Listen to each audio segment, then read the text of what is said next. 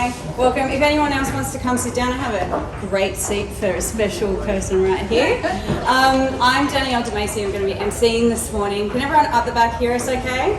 Is that awesome? Okay, great. So we're really excited to start. We've been having chats. We had to actually get dragged out of a room at the back to be like, wait for the panel, guys, because we're having all the conversations at the back. So we've got a really great panel here today talking about the Workplace of the Future 2021 research report. And I think we can all agree that this, out of any year of recent history, is such an important year that we need a report like this, because there's been so many changes, and we don't want to, as we kind of go back into our workplaces and see what the changes are, see what we need to do, see how we need to improve. It's not really something that we want to be doing guesswork about. So that's why reports such as this is so vital. So we really appreciate this being provided by Nespresso Professional. So like I said, my name's Danielle DeMacy. I'm going to introduce these three awesome panelists in a moment. I want to bring out a highlight of the report.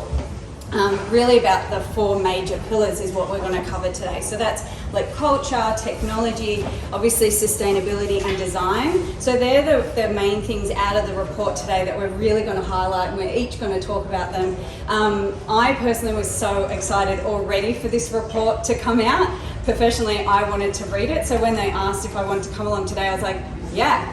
And then when I saw who the panelist was, I was really excited, because there's something about reading a report, and then there's something about having experts here, and you'll see how perfectly rounded this conversation will be about pulling out what those insights out that maybe you might read over them, but when it's communicated and articulated in context, you'd be like, I would never have thought of it that way. So that's why we're really, really lucky to be in this room.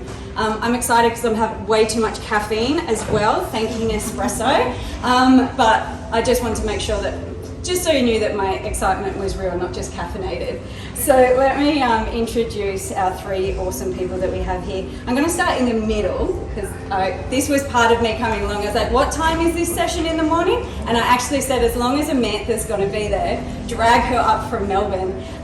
That was something that we were like really, really lucky to hear. I don't know if anyone else has heard Amantha talk before, but if you start the day with her insights, it's going to be a good day. We've been out to spend a few conferences together, and it's always really interesting work that even if I'm speaking after Amantha, I have to like hide my notes. So I appreciate that. None of that was in her bio, so that was just... Lower your expectations. Thank you, Danielle.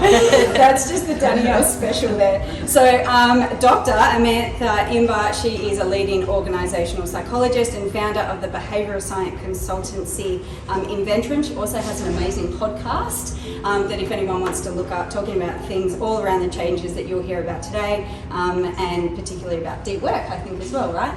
See, I listen. This is why I've been so excited about this panel.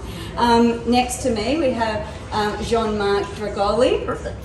We had a big conversation about how we pronunciate it in Italy and how we pronunciate it in Australia. So that's what we got today. Now, Jean-Marc is the General Manager of Nespresso Oceania. He has been with us for about 18 months here, down under, coming from Brazil, Spain, and the Middle East, Mexico. and Mexico. And I said all of these regions are so vibrant in their coffee cultures. And I said, but you come to Australia and we'll tell you how we like it.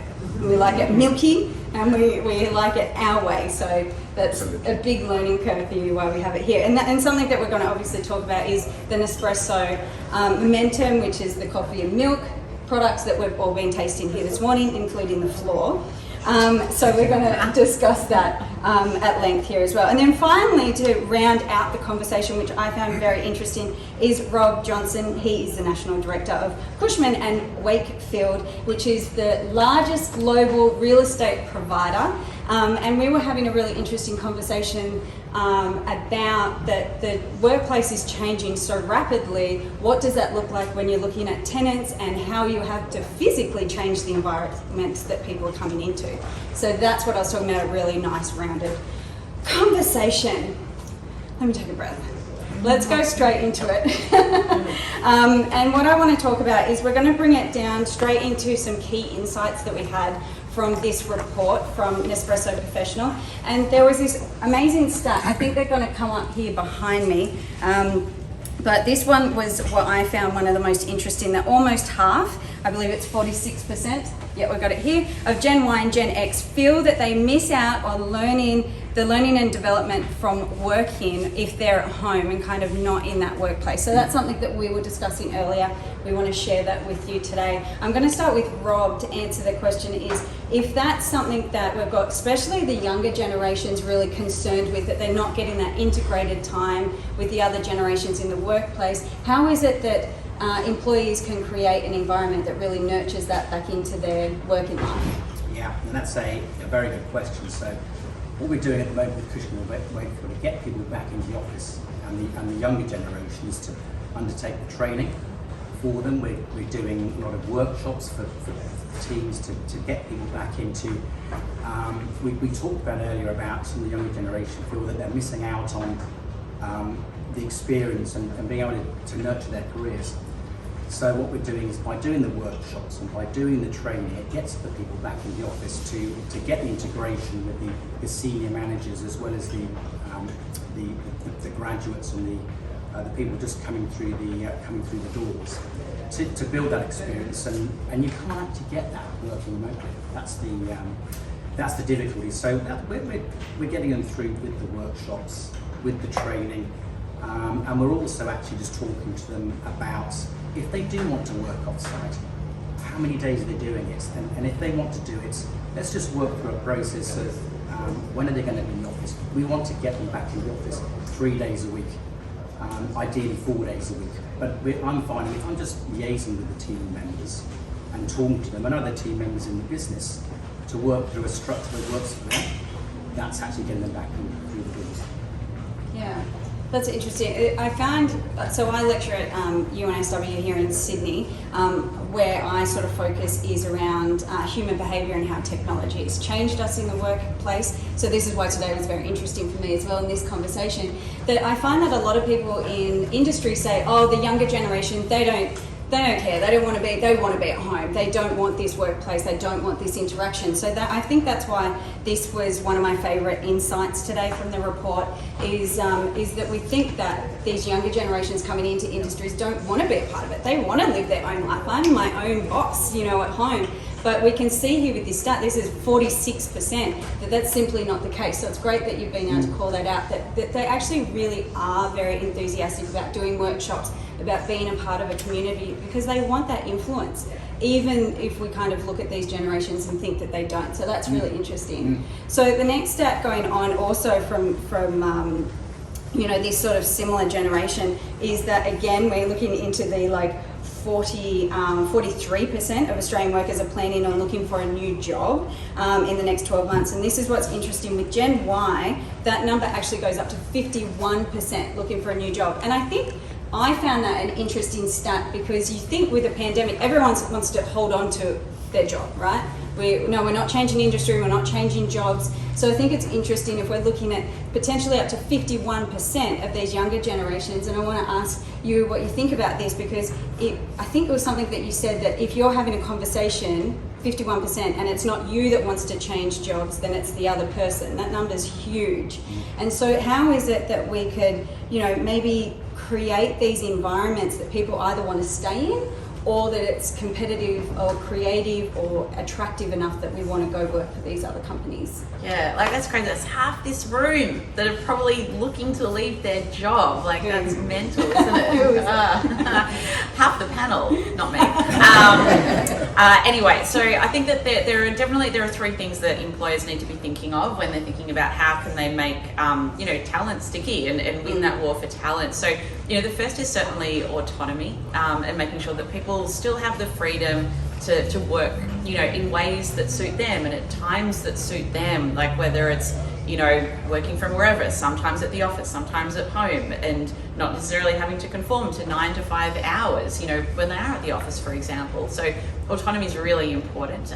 Definitely mastery is another one. So making sure that people have the ability to learn and master skills as part of their role. And then connection, just that human connection is the third element of motivation that psychologists really think about when we're thinking about how do we maximize motivation and engagement at work. And obviously those aspects and opportunities for connection when we're back in the office.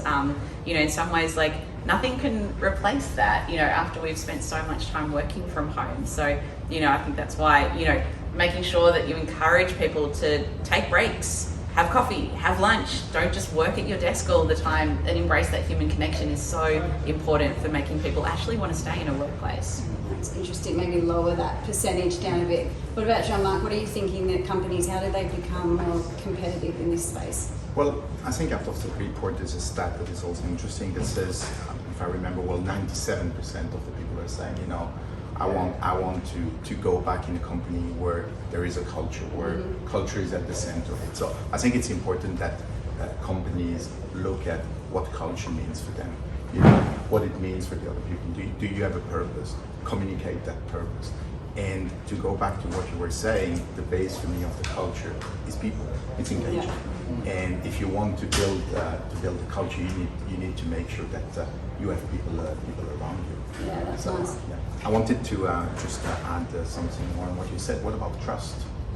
When you're in a flexible work environment, is trust an important aspect in your eyes? It's so important, and I reckon that's why a lot of managers really struggled with when the pandemic hit and they couldn't actually see people, and because so much of trust, it's kind of artificially built on how many hours people are actually visible doing work at the office, and suddenly when that's not visible, you have to go, oh hang on, I have to judge people on outputs. That's really weird, but that's actually very sensible.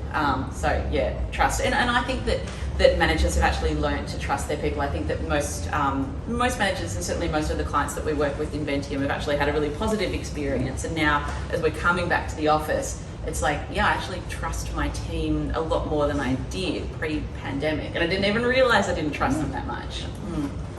Yeah, that is interesting. The trust piece is actually going to feed into our first key pillar that we're going to talk about, which is culture, which you also brought up as well, which is so vital. So I believe the stat is behind me. It's behind me. I feel like a pantomime when I say that. It is. So here it is that across the board, so Gen Y, Gen X and baby boomers all believe that mental health was important to 98%, which is a huge stat. And I think trust leads into that. So I'm going to throw the question back to you again around how do we create these environments when, if we've got across the board generations saying this is so vital for us to have in a team, how do we create environments that are safe and secure for our team members? Yeah, I reckon where organisations get this wrong, and I found this, so Inventium's just come off judging the AFR Best Places to Work list, and so we saw how literally hundreds of companies were approaching mental health and well-being, and I think where companies get it wrong is they go, oh, we can just outsource that, we'll get an EAP program, we'll do some comms campaign for Are You OK Day, and stuff like that. And there's nothing wrong with that, that's really important, but I think it's underestimating the role that the relationship the manager has with each of the people that they look after, and actually prioritising that time to really connect with those people in a very human way. And in some ways it's really hard to replace what you get now that we are for a lot of us getting back into the office at least a few days a week, and really prioritising that, again, that human connection that the manager has with the people that they look after, because people join an organisation for the company, but they leave because of the manager, is generally what research says. That's interesting. And to add on that, because I think it's fascinating, the role of what we call in our company the line manager, that has, how do you look after your people? How do you ask the question? How do you know if someone is feeling well or not? So I think there's an aspect of the training as well that goes to the line manager to help them, having that kind of conversation and supporting their team. Yeah, and I think just even thinking about the physical environment where you're having these human conversations with your team members, it's like, don't have that in a formal meeting room, because that lends itself to formal communication. Like, have it in more of a social, casual space in the office, because you loosen up and you relax and you're going to have a better conversation. Yeah. Well, that's interesting. And I know that we're going to talk about space, the actual physical environment, a little later, because I still want to stay on this pillar, which is culture. I'm going to throw it to yourselves, because this is maybe a coffee question, we'll see, but it might be linked to this stat, which is 77% of Australian employees believe their morning coffee break which is a huge number, is important for relationships with their co-workers and also just the environment they're in. So what's your advice around employees being able to create environments that really help build the relationship, especially post-COVID, like bringing them back in and getting used to that again? What's your advice for that? Well, look, I think we will touch that into the section of the design probably, but having, as Amanda said, spaces where you feel safe, collaborative space, and spaces that are maybe less formal than a meeting room is probably something that is key. One of the things, and we are very lucky at Nespresso because we swim into coffee every day, you know. So that's our DNA, and the coffee room or the kitchen is really a social gathering place. So what we've been doing in the past months and week is to try to organize and take some time excuses to gather people around a cup of coffee. So we're launching a lot of coffees around the year. So what we're doing is we're formally doing a lounge in the kitchen where we ask our team, come and discover a new coffee. There will be an experience. And at the end, what the outcome is that you have people engaging and socializing together. And you have a moment where you're not really working. You're working, but you're not really working. Yes. And I think that's something that people really enjoy. Yeah, it's so great to feed those conversations in the culture to create relaxing spaces. That sounds amazing. Like, I'll just come and taste some coffee. Can I work for you? And they're 51%. Yeah, that's right. We're down to us on the panel that's moving. That's great. I want to keep talking with you about this, but I want to shift the conversation slightly to the next pillar, which is technology. And obviously, especially post-pandemic, it's no surprise that 98% of employees want that cleanliness. They obviously hygiene. I don't think anyone's surprised by that. Who is the 2% post-COVID that's like, nah, don't worry about it. We'll be fine. We've been through worse. And then on top of that, because you were just speaking about having these contact places, these collaborative places, especially around something like the Memento coffee and milk machine and Memento, that if they're sort of saying as well, this is another stat that's in the research report, 75% believe that future workplaces have contact-free kitchen appliances, which is really interesting because we're usually very tactile in the kitchen, moving things around, and I think that many of us today got to experience how the coffee and milk machine works this morning. So is that something that is deliberate from the COVID pandemic? Because if we're kind of looking, 75% want it in kitchen, 80% want it across the office, so printers, contact-free, all that sort of stuff. So is this where the Memento coffee and milk was inspired from? Well, so first thing is innovation is at the heart of what we do. We've been inventing the coffee category. We've been launching portioned coffee more than 30 years ago. So this is something that we have deeply in our roots. When we started to develop the Memento ecosystem, because it's much more than a machine. It's actually a set of machines and with different aspects of it that I will enter into it. The idea was to really change the coffee experience at the workplace, providing high quality milk-based recipes for the employees. During the pandemic, and because the technology that we've been using is also smart, this machine is connected. When I say connected, you can do all the uploads of the software, wirelessly, but this allows also to add features. And during the pandemic, we realized that people didn't want to touch things. So very quickly we could react and we could add a layer of technology on the machine. And if you want the machine to be touchless, the machine is touchless. If you don't want the machine to be touchless, it's not. Technology, it's also about the experience you give to your consumer. And you've been all trying the machine. You put a capsule in it, the machine recognizes the capsule. And based on the capsule you put in it, the machine makes a recommendation of what is the best strain for that coffee. And then it provides a seamless experience. So that's where I think technology is interesting. It's actually when it's seamless, it's transparent. You don't see that there is technology. Yes, but that's where technology is at its best, where it doesn't feel like, oh, what's this crazy alien shit that you've got to monitor, especially before you've had your coffee, right? You don't have your brain fully, so you've got to make sure, machines like the Memento coffee and milk work in that sense very seamlessly, and we all experience that, which is nice. I might pass it down the line to Rob when we're talking about creating spaces and that for like that you do with your clients and consulting in how you create that. How does technology play a part in what we need moving forward? Well, technology has always been if I take part of the fit out for an office, fitting out an office is very, very expensive. Technology is probably, it's always been in the order of 30% of the total cost of the fit out. Moving forwards post-pandemic, it's just going to be getting more important. So we were talking earlier about if I'm doing meetings with clients overseas, what the pandemic has taught us is more clients overseas want to be involved with work going on in Australia, in New Zealand, in China, for India as well. It's sad what's going on over at the moment, but they want to be, a lot of the US clients want to be involved in all of these meetings. So what we're seeing with the technology side is in a metering when you've got cameras, is finding that clients are wanting cameras with a sharper focus. They want to set an ambience for people being able to get involved with that type of thing. And I think it's very important as well with regards to body language. Technology in terms of if you're doing meetings with overseas people, they want to be able to see your face properly. They want to see how you're moving around, how you're, certainly my line of work, if I'm pitching for work, you want to see people's body language. So there's certainly that aspect of it. And then also with regards to technology, we're seeing that clients are wanting to use all of their office. So generally speaking, any new office leasing deals we're doing now, tenants are downsizing by about 20%.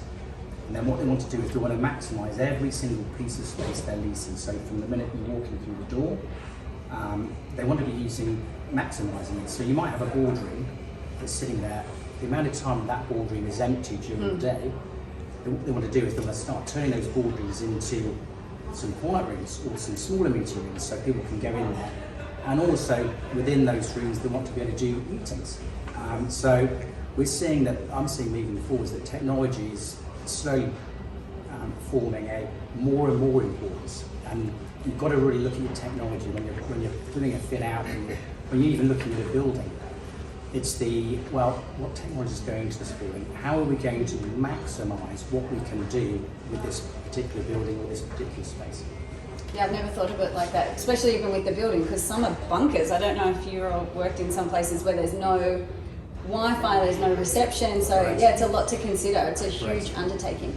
Which brings us, it's a perfect segue, thank you, to bring us into our third pillar, which is design. Amantha, I'm going to throw this question to you because I know that you speak a lot on this. So first of all, before I ask you the question, so hang on, hold there, because I know that you're looking at jumping over to Nespresso now. There's what we looked at in the Workplace of Future research report was that it is that employees benefit from 3 key workspaces, and we've mentioned this already, actually all of you have. So 1, quiet spaces for focused work. This is what you're just talking about breaking up that boardroom.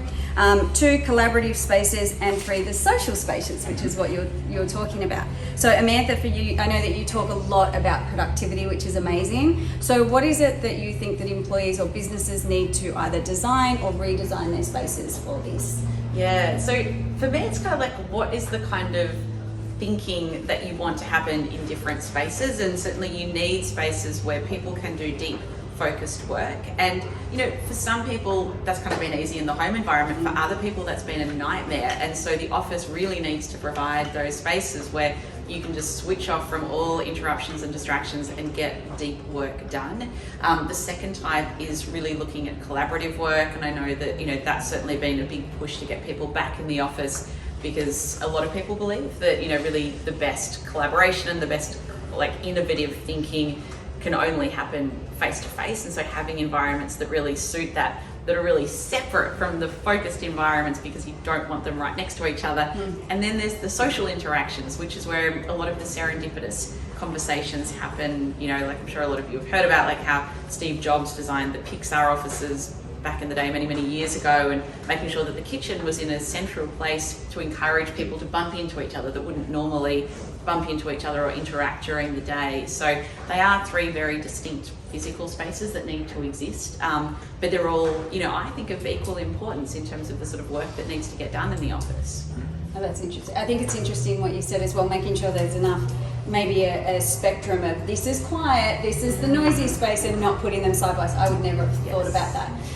It leads me to the question for you, Rob. What are you finding with clients that are coming to you that either need to do a new fit out or maybe a whole new space? What's the trend that you're seeing? That they want to redesign completely? Do they want to do everything that Amantha was just talking about? What are you seeing? And that's a good question. It's a mixed bag. So what you're finding is post-pandemic, you're finding clients and corporate occupiers are saying, given the cost of fit out, it's very, very expensive. So they're looking at, well, if we're going to relocate, or if you stay, you can. The landlords post-pandemic are giving big chunks of incentive on 5-year leases. So if you stay, a lot of corporates are saying, given the environment, we want to use those incentives to achieve a rent. Others are actually saying, no, we need to move, we need to completely rework our workspace. And there's a lot of designers out there. There's Gensler working on this. There's some great design brands. There's Hassel out there who are working on what does the future workspace look like. And generally speaking, as I said earlier, we're seeing that workspace tenants are dropping in the order of 20%. So I would say at the moment, collectively, it's around about it's a 50-50 where tenants are saying, let's move and completely redesign. And quite a lot of tenants are saying, no, we're going to stay put, we're going to redesign some of our workspace, but not all of it. But what we're also seeing as well with the post-pandemic is there was all this hype about we're going to have to put in screens, we're going to have to put in all these different things to completely protect ourselves.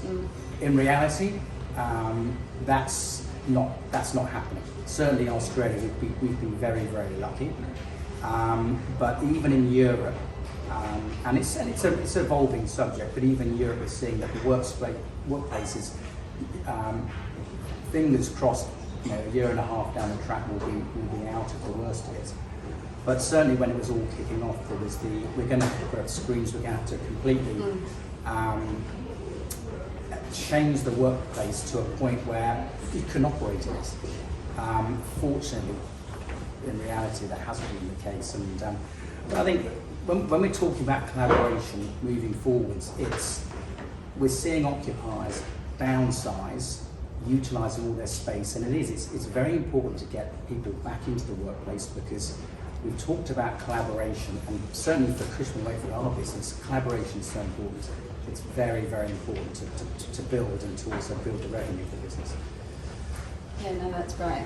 It's interesting what you're saying about, especially when you're looking at collaborative spaces and what you're saying that you set up at Nespresso and so forth. How do you do that if it did continue down where we have to be socially distanced? And does that reimagine what collaboration means with barriers? So that would be interesting to see how it sort of goes on. Sure. Did you have a thought around the collaborative space with the barriers? Because I hadn't thought of that. Yeah, it's strange. Like, I mean, with barriers, I think for me, I just more think of it in terms of, just socially distanced meeting rooms, Right. which is what we're kind of, I think for most meetings that I've had since emerging out of lockdown, I'm from Melbourne, so you can feel a bit more sorry for me. It's been a bit tougher. Yes. It's fine now. I think I'm just sort of used to the socially distanced aspect in meeting rooms, which Right, you kind of so get used to. behaviours changing. Yeah. Not just physical. So it's a whole rounded space around where expectations are and then providing environments that meet those expectations. Yeah. Okay. We're seeing also the quiet room aspects. There's more quiet rooms where people are going in and separating themselves. But at one point there was screens going up, and that was not great for a corporate culture. Yes. People are coming in, and it made people feel uncomfortable. Yeah. And it drove them away. There's a risk that people say, if this is what it is, then I would feel better probably. Yeah. Correct. Yes. Absolutely. So Yes. finding the right balance there is probably Correct. difficult. Absolutely. So I'm going to go on to the fourth and final pillar of the research report, which is sustainability, which is always a huge topic, especially for even you all in the room. Your audiences want to be constantly reading about this. And if you kind of definitely look down to the younger generation, especially Gen Y, the stat in this research report is saying that 46% will not or won't want to work for a company that doesn't have sustainable products or initiatives within the organisation, which is a huge number.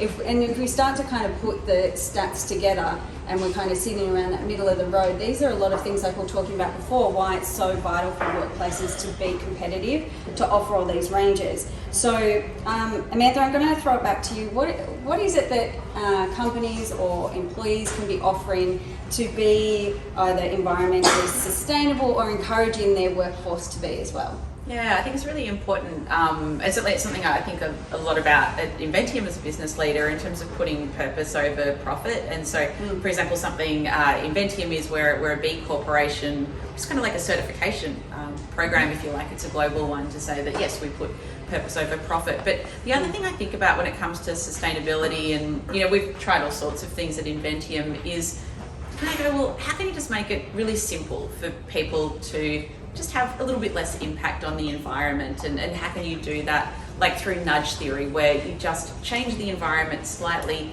to make just those behaviours easier and almost unconscious. So, for example, something that we do at Inventium, whenever someone new starts on the team, we give them a Keep Cup. I don't think we use the actual Keep Cup brand, but we give them a reusable coffee cup, which is just kind of, it just then unconsciously just plants the seed to go, well, if you are getting a coffee, you drink it from something that is, sustainable. Likewise, we give people a water bottle. So don't go buying a plastic water bottle, just use one that is sustainable and not having an impact on the environment. And then even just, thinking about how you design the physical space at work, and just designing in a way that nudges people towards acting in a way that is sustainable.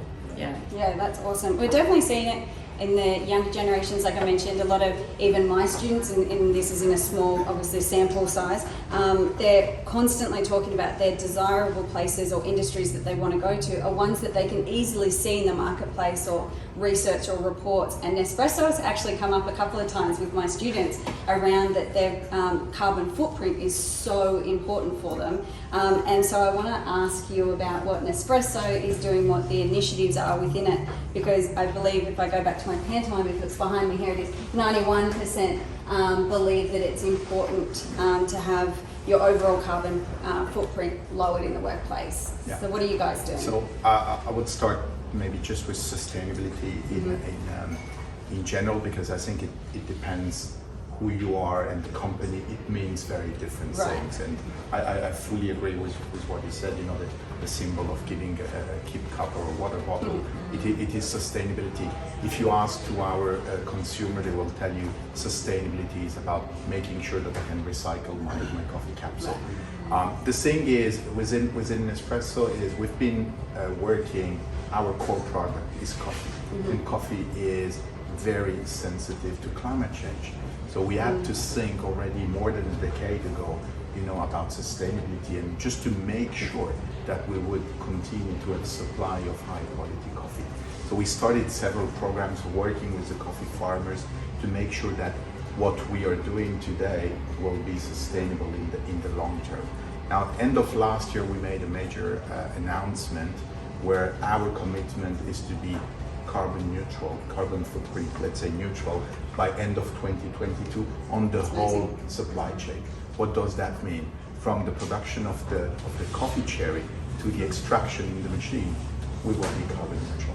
By the end of 2022? By the end of 2022. You need some more caffeine. Yeah. Get going. That's exciting. Which means that when, as a business, you select a solution like us, then you can provide a carbon neutral coffee cup to your employees.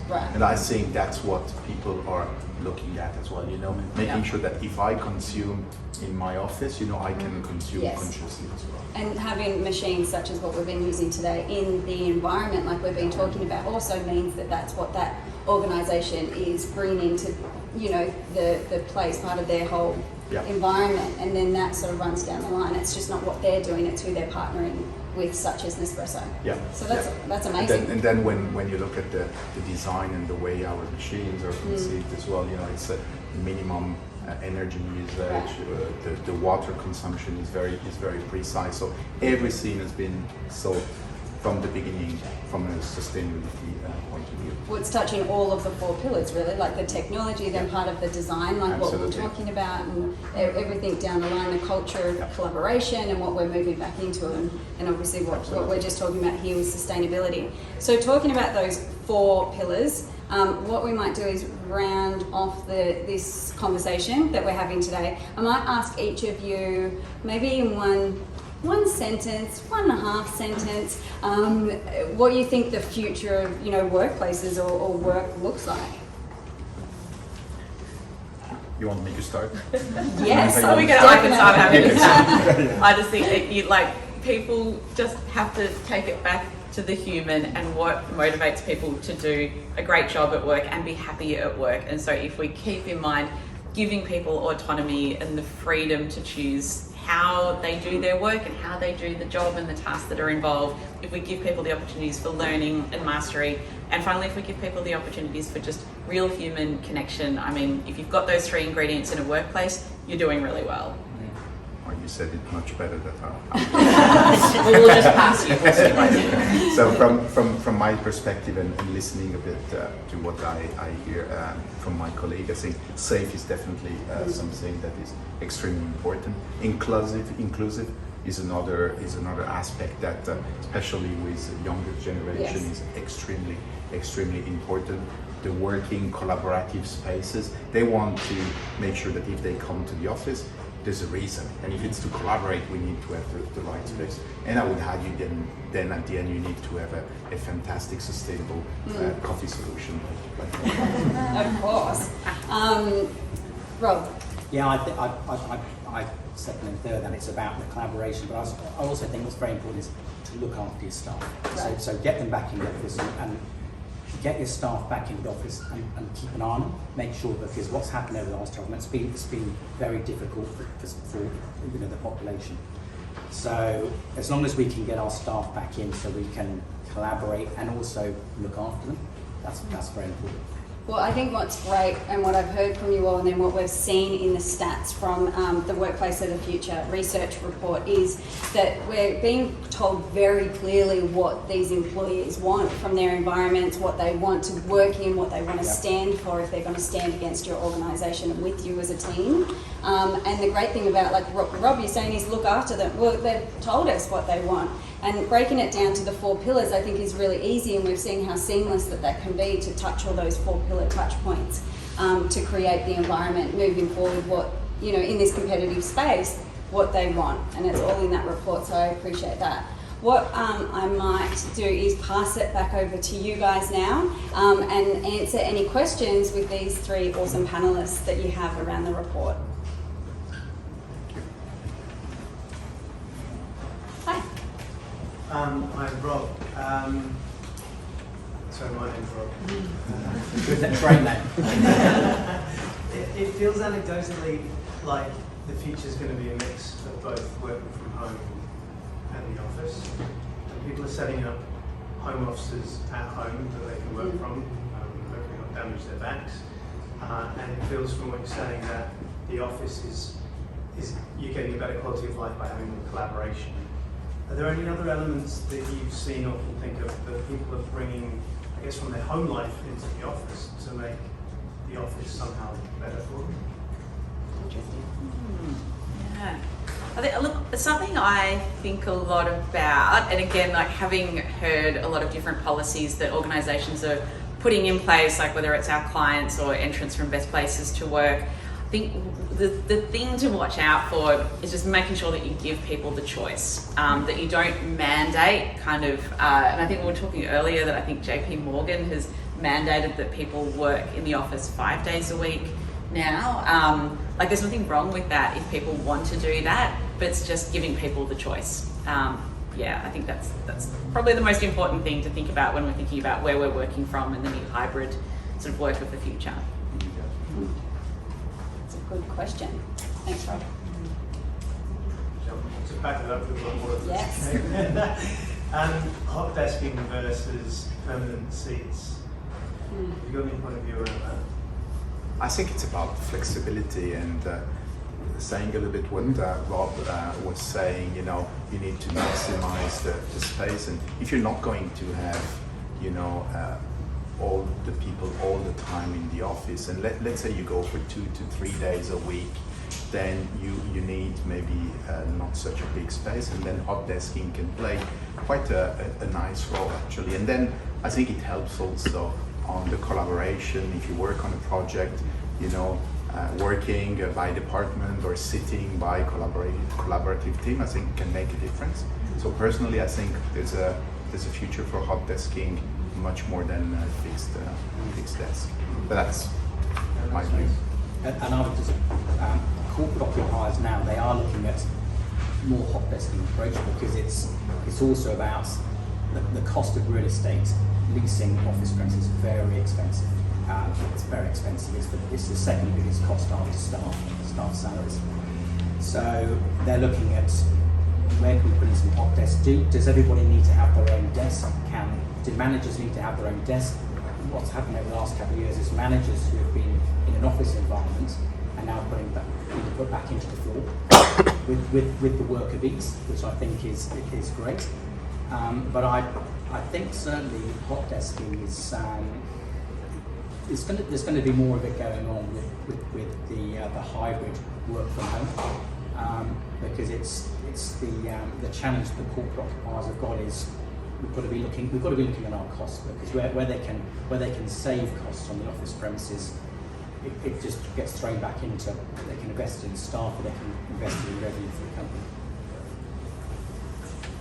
the company. With the pandemic, everyone's become a Zoom addict, and you know, people have Zoom fatigue, and even Zoom now has this new classroom type environment where you can see people sitting at you know, in what looks like I don't know, I guess a classroom. So what new ways have you guys found to use Zoom and other video conferencing in a better way that avoids the fatigue or allows better ways of collaboration that we didn't know about in March 2020? Well, I think one thing, and this comes from research from Microsoft, that shows that when they've done brain scans of people in some sort of video conference meeting, whatever software you're using, that fatigue, like sort of cognitive fatigue, sets in at about the 30-minute mark. I think it's like the 34-minute mark. So I think the best thing companies can do is just try to avoid scheduling Zoom meetings that go for longer than half an hour. And if you are, take a break. Like that is what we need. We need a 5-minute break to not be on Zoom, to just fatigue ourselves, if you like, or re-energize and refocus ourselves. So yes, we can do fancy things. Yes, there's all sorts of software that I've come across that I really love for making Zoom meetings a little less horrible, but just keep them short. Yeah, and I think we've been learning the hard way during the pandemic. Suddenly, you know, there was only Zoom or Teams or whatever app. Personally, I found it difficult to be all day long, you know, doing video calls. So I really agree with you. The shorter, the better, and then having moments where you maybe do something else. So you have your Zoom call, and then the next 30 minutes, then you work on a presentation, or you work on a budget, or on a normal phone call. I found it helpful for me. It has been a learning curve. Huh? Yeah, it's a good question. And that leads back to what you were saying about productivity, even the spaces in your own home. Yeah, that question as well, I didn't say that. In my case study, I'm actually sort of talking about with the Zoom calls as well, you're finding that it's not just Australia, it's the same in the US. People are getting meeting after meeting after meeting, so 7 a.m. till sometimes 9 p.m. That's what you're doing. It is. Yeah. So you've got to be, when you're back in the workspace, you can actually, when you're in the office environment, you can do your 8 till 5, and then you can walk out. You can legitimately say, I've done my day's work now. And that's, so it's, we're sort of finding that with these, I'm certainly as a manager, I'm trying to manage my time, because and it's people in the software business in the States, they are on Zoom calls from 7 till 9 since the pandemic began. Have we seen that there is a kind of, you know, because we've been working from home for quite some time, that suddenly it's almost normal, you know, set a meeting at lunchtime or Yes. setting a meeting later on, and I think this is a habit that I've seen growing during the pandemic, and that's probably with the flexible aspect of it. There's a moment when you are at the office, it's easier to break and say, okay, that was the work, and now it's the private life, and finding the right balance. Absolutely. People complained about getting emails after hours, and now they're getting meetings after hours. You know, that's worse, right? That's right. That's right. That's very true. We Yeah, take just a it. question maybe to Rob and Amanda. Across your client portfolio, maybe in your judging of different companies, are there any industries or companies that you see are leading the way in guiding what the new workplace might look like in the future? Yeah, I probably have a bias towards technology companies. I think that they've always delivered more effectively on flexibility and really letting staff have more control around how they work, where they work from, what hours they're working. I think it kind of comes quite naturally to them because, you know, their jobs generally can be done from anywhere. So I've probably got a bias to that industry. Although having said that, again, like thinking about best places to work, definitely banking and finance. I feel like, and I don't quite know why. I mean, I think the war for talent is very very real in every industry, but they often seem to be doing things marginally more innovatively, I would say, than other industries. Yeah, and I second that. I do tend to. We represent a lot of technology companies and their workspace, the larger end of town and the small end of town, the startups and the 10,000 square meter transactions. Their workplaces, I would say, that in the technology business, they're doing things, putting on lunches for staff. They're encouraging their staff to eat more greens. There's a lot of this going on, and I think that's the because they're encouraging their staff to be healthy and eat healthy, and it's something that certainly what I'm seeing in the technology sector, and it's coming out of the States, is leading the way on that, and we're seeing that technology companies in Australia, for their staff, it's been replicated in Australia. So it's great to see, and I think companies are following suit on that. But I would say the technology sector is leading the way at this stage, but other firms are catching up.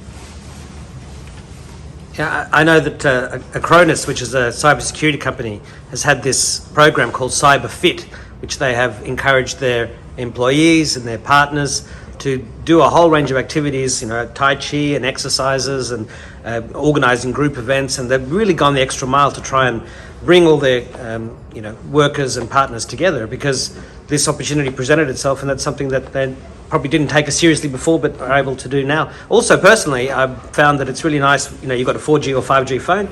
You can sit by the harbour or in a park and work from the fresh air outside, and it's really good. And you've got your AirPods, and you're in your own little world, and it's even nicer than sitting at home sometimes. Depends on the weather, of course. Yeah.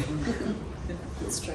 I was having a look at some questions that have been coming through from people that had hoped to be here today but couldn't, but they sent through a bunch of questions. Actually, many of them were pretty much answered already, thank you, or thereabouts, but there was one missed here that came through around, so I'm going to pass it on to you, around why has Nespresso Professional chosen to look into the idea of the workplace into the future, which is, I guess, workplace of the future research report is what they're talking about. I think after the 15 months that we all lived, we thought it was important to have a perspective and better understand the machine that we're launching, actually the black version of that machine without milk has been in the market already for a couple of months. We wanted to really understand what can make the difference for our customer, and we understand that the kitchen and the coffee is one aspect, but it's not the only aspect.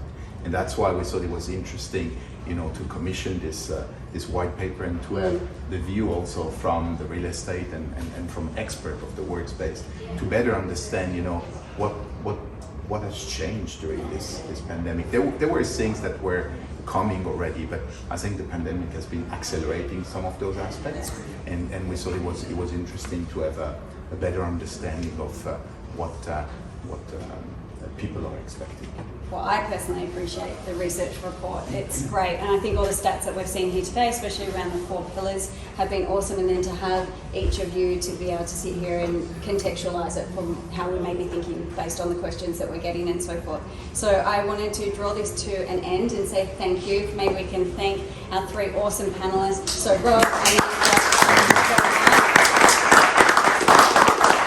leading on to what you were talking about the paper from Nespresso Professional. This will, the research report will be in your inboxes, so you can look for that, and obviously reach out to any of the team if you have any questions, or any of our panelists. I'm sure will happily stay around and continue the conversation for the next little while. I will say that just be conscious that this is a co-working space. As you can see, people are starting to wake up and might be interested in what coffee we're drinking down here. But for the next little while, we'll all be around to have a chat. This is the first time Amantha's jumped on a plane in a year, so we appreciate this. Is how good today was. Excited to drag her out of Victoria.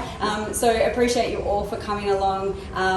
Please have a chat with the Palm team, the Nespresso team, Nespresso Professional around the research report. Grab another coffee just so you become experts at how you use this new machine, right? So important. So thank you again. If you've got any questions, come have a chat, but thanks for spending the morning together. Thank you.